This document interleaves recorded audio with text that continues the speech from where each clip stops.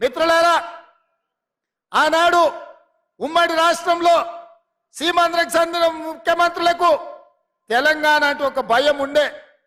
ఈ నాయకులు ప్రశ్నిస్తారని నిధుల దోపిడీ జలదోపిడీ పాల్పడాలంటే ఒళ్ళు దగ్గర పెట్టుకొని ఆలోచన చేసేటోళ్ళు.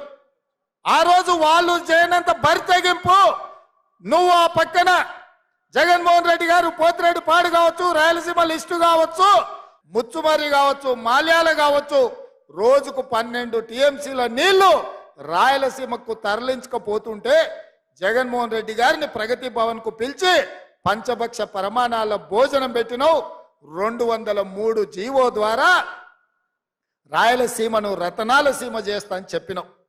రోజమ్మ పిలిచి నీకు రాగి సంకటి నాటుకోడు పులుసు పెట్టంగానే పులుసు తిని అల్చు ఇచ్చి బలిచిపోయి రాయలసీమకు నీళ్ళు ఇస్తాన్నావు. కానీ పాలమూరులో నిన్ను పార్లమెంటుకు పంపిస్తే మా ప్రాజెక్టులు ఎందుకు పూర్తి చేయలేదని నేను ఆ సోయి లేని దద్దమ్మలను నేను అడుగుతున్న ఈ వేదిక మీద నుంచి.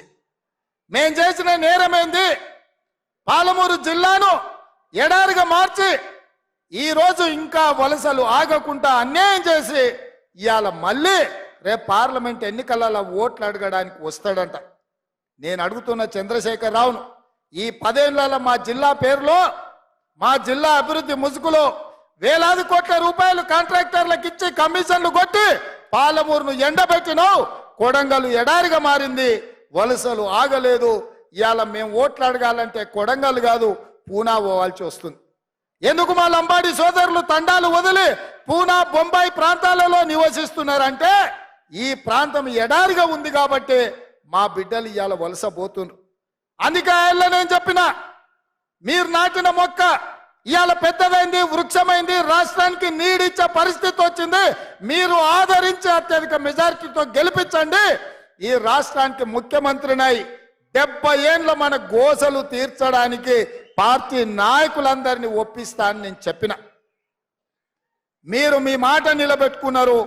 నేను కూడా పెద్దల అండతో, ఉత్తమ్ కుమార్ రెడ్డి గారి అండతో, కోమటిరెడ్డి అండతో, జూపల్లి గారి అండతో, దామోదర రాజనరసింహ గారి అండతో, ఇతర మంత్రులు పెద్దలు, ఉప ముఖ్యమంత్రి బట్టి విక్రమార్క గారి అండతో ఇవాళ 60 రోజుల్లో 5,000 కోట్ల రూపాయలు ఇవాళ ఈ గడ్డ మీదకి తీసుకొని వచ్చిన మిత్రులారా, ఎన్నడైనా ఎప్పుడైనా ఎవరైనా కలలోనైనా ఊహించారా?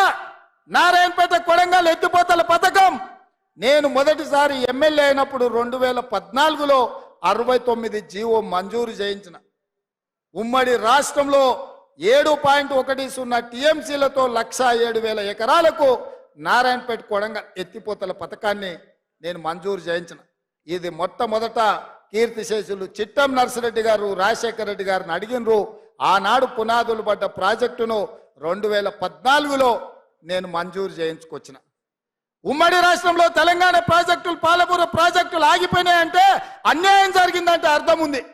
కానీ తెలంగాణ రాష్ట్రం వచ్చిన తర్వాత వచ్చిన రాష్ట్రంలో నిన్ను ఎంపీగా గెలిపించిన ప్రాంతానికి మంజూరైన నారాయణపేట కొడంగల్ ఎత్తిపోతల పథకం 10 ఏళ్లు పడావు పడ్డదంటే దీనికి దుర్మార్గం టిఆర్ఎస్ నాయకులు కాదా అని నేను అడుగుతున్నా.